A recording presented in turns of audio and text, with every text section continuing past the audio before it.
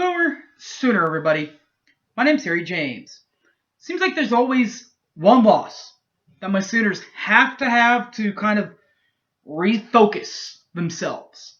A couple of years ago, it was Iowa State. That game happened in Norman.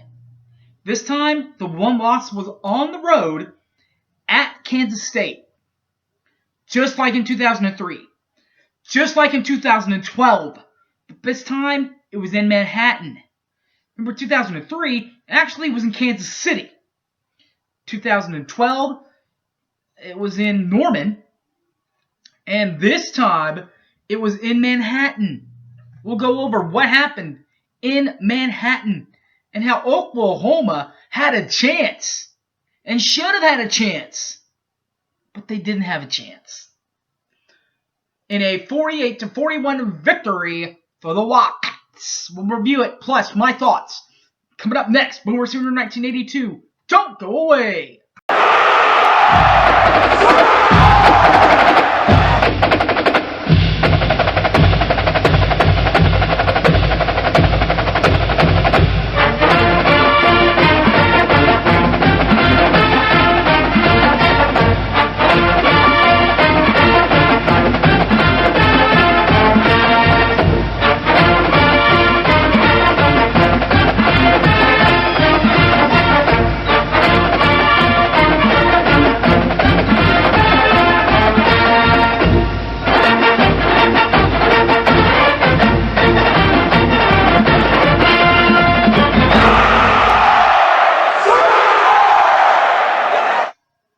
Well, Boomer Sooner, everybody.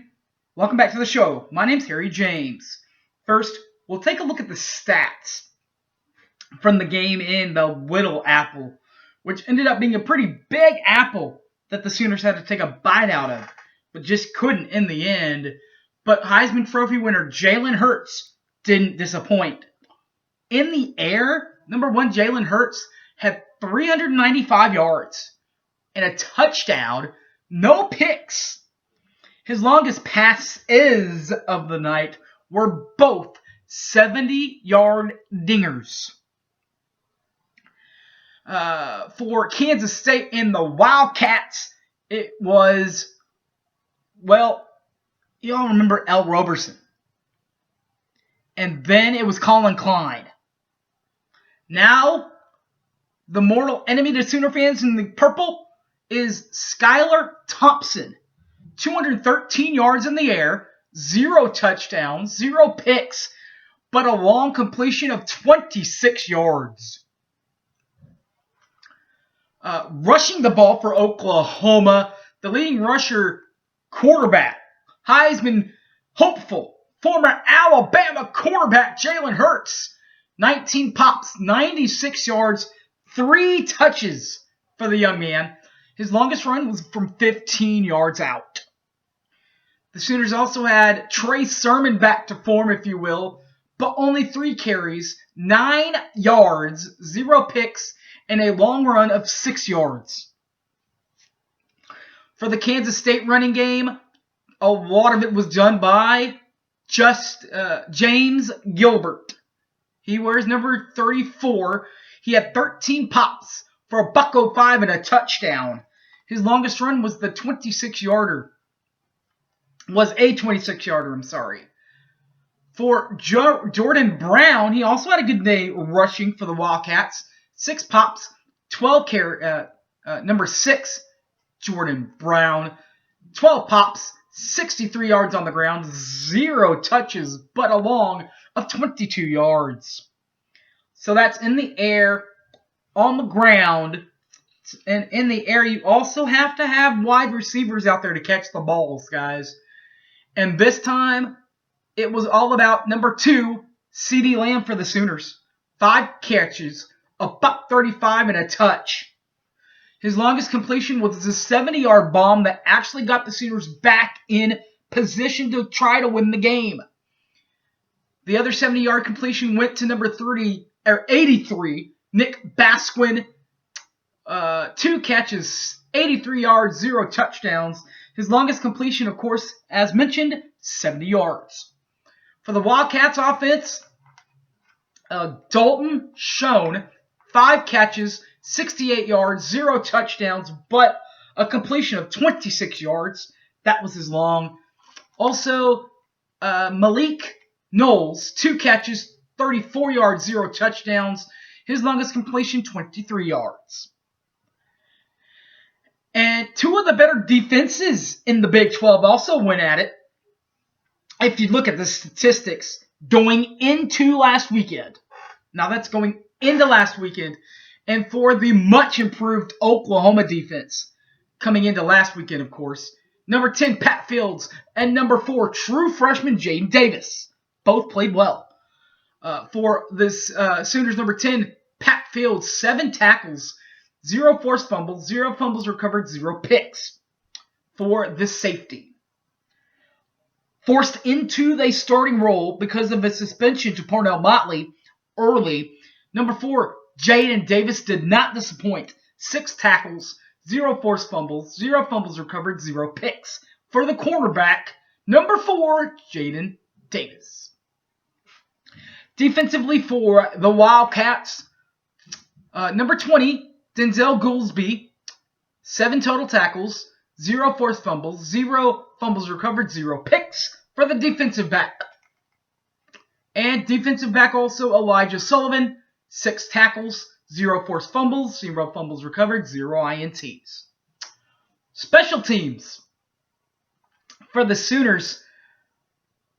Number 46, Reeves Munshow, 2 punts, averaging 27.0 in average, 0 touchbacks, 0 inside the 20, and a long of 35.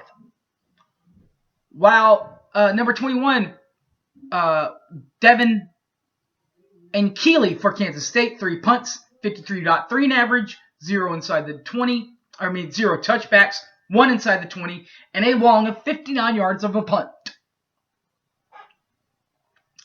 That's the punting game. The special teams kicking, impressive for Oklahoma once again. Gabe Berkick, 4 for 4 for the kicker. Berkick, 25, 39, 44, and a long of 50 to average a 4 for 4 record and still 100% accuracy. As was Blake Lynch, 100% accurate, but he only had 2 field goals, a 35 and a long of 37 yards. So that is it for the stats. Now let's get to the ball game and how it turned out. And Gabe Berkick started the game off with one of his 4 for 4 field goals. This one from 44 yards out with 13:21 left in the first quarter. Sooners take the mighty lead 3-0. Then Jalen Hurts adds a selfie into the mix. A 10-yard selfie, in fact. 10 yards out, 10-0 Sooners, 9:21 left, Sooners lead. Skylar Thompson, though, not to be denied, keeps his team in the ball game with a 4-yard scramble of his own. With 4:07 left, it is 10-7 Oklahoma. Then another 10-yard self-run from Jalen Hurts to put the Sooners back up by 10, 17-7 Oklahoma, with a $1:58 left for the good guys. All that happened in the first quarter. We head to the second quarter. Second quarter, here come the mild Wildcats. Number 10, Skylar Thompson, to number 83, Dalton Schoen for his 1 touchdown pass, 17-14. Oklahoma, though, still leads by a field goal with 12:12 left. Then Gabe Berkick, 2 for 2 on his field goals. This one from 25 yards out put the Sooners up by 6, 20-14, with 7:26 left. Oklahoma. Then Gabe Lynch hits his field goal. First one from 35 yards to cut the lead in half, 20-17 Oklahoma. The Sooners then fell into a bag of tricks, or went into their bag of tricks. Wide receiver pass intercepted by the Wildcats, and Skylar Thompson Skylar Thompson capitalizes with a touchdown run of his own from 14 yards out, 24-20 with 23 seconds left. Oklahoma trails for the first time this season in the second quarter. But the lead is cut to 1 PAT because of the aforementioned Gabe Birkick with his third of the day from 50 yards out. 24-23, Wildcats lead at the break. So after all that, Sooner Nation, first half, Oklahoma only down uno de momento. Then the Sooner literally got flipped over last week. Now, metaphorically, it flips over and it starts in the third quarter with a 37-yard field goal by Gabe Lynch, 2 for 2, making it 27-23, 11:01 left in the third quarter. Then with 7:31, Skylar Thompson takes it in himself from 3 yards out. The quarterback makes it 33-20 with 7:31 left. Wildcats lead. Skylar then does it again with a 3-yard touchdown run, making it 40-23. Wildcats with 5:34 left.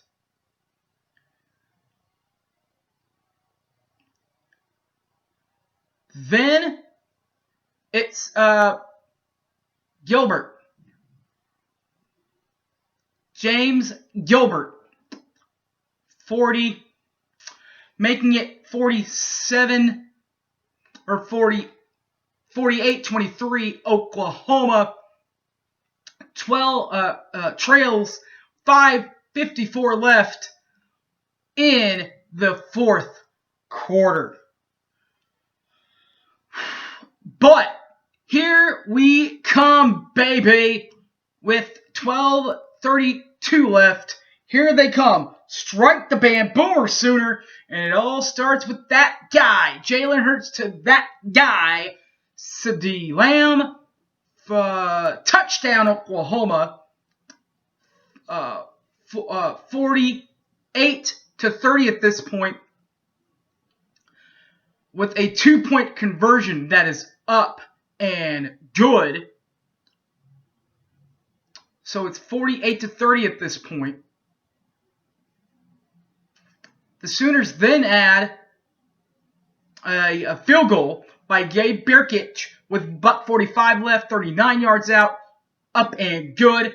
48-41, Kansas State leads. Then comes the onside kick. And guys, I'm not going to get too much into this. I don't want to take anything away from what Kansas State did. They did a great job. I don't want to take anything away from the refs, because I don't want some person to be coming up to me while I'm doing my janitorial work on Tinker and tell me how I should or should not be doing my job. But I will say this. In the bylines, it says there needs to be video evidence of what happened on the field. Meaning that if the Kansas State guy was honestly not trying to push Trajan Bridges out of the way, then have that be that. But in my eyes, and in other people's eyes, here in the Sooner Nation, it looked like that was what was going on. And I do not think that they had enough evidence to reverse the call. Because remember, they gave the ball to Oklahoma. They gave the ball to Oklahoma on the onside kick. Call's reversed. Oklahoma doesn't get it. Kansas State kneels the ball. Like I said, I don't want to take anything away from what Kansas State did. Just remember that. And the Big 12 has come out and said that, we need to take a look at this. So I just hope that everybody in the country is watching this game and listens to that and knows that. So, that being said, have that be that. Congratulations, Kansas State. Now, the plays of the game. Lincoln's right call was the 70-yard bomb to CeeDee Lamb to get the Sooners back in position. Even in position to win this game that I'm talking about. And defensively, speaking of getting them back in position, to set them up for the field goal to really put them back in position, they had to get the stop, and they did. And it was a tackle to Skylar Thompson with a sack in the fourth quarter. Next week, guys, the Sooners will try to bounce back against the Cyclones of Iowa State. That game, with limited tickets left, 7 p.m. kickoff for, hold on, wait for it, Military Appreciation Day. Or night, if you will. If you can't tell, these are my aviator glasses. Sort of. Kind of like what Tom Cruise and Val Kilmer and those guys wore in the Top Gun. Speaking of Top Gun, as we said, they are celebrating Military Appreciation Day next weekend, 7 p.m., against a formidable opponent of Iowa State. They beat us, by the way, guys. Don't forget, they beat us last time they were in this house. So, that will be the next preview we will do next week. No preview this week, with this week being the bye. Alright, guys. You can catch this in my picks and all my other videos on YouTube, BoomerStreamer1982. Also, Facebook, Harry James Taylor, or on Twitter, @HypeManHarry. Alright, guys. Thanks for watching. Boomer Sooner, everybody. Peace out.